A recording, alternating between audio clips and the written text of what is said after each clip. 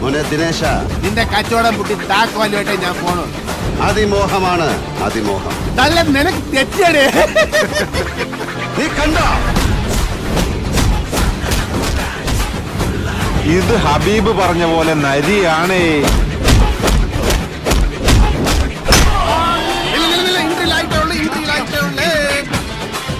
എന്റെ മൂന്നാം കണ്ണ് തുറന്ന് തന്നെയും തന്റെ മകനെയും ഭസ്മമാക്കേണ്ടിയിരുന്നതാണ്.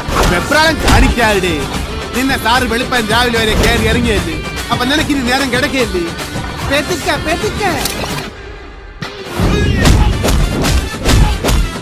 അടിച്ചു പൊളിക്കടാ.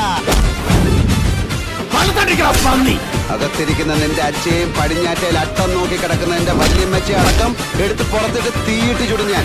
അധികാരകാല പരിധി തീരും വരെ അവൻ ധരിക്കുകയും അനുഭവിക്കുകയും ചെയ്യും.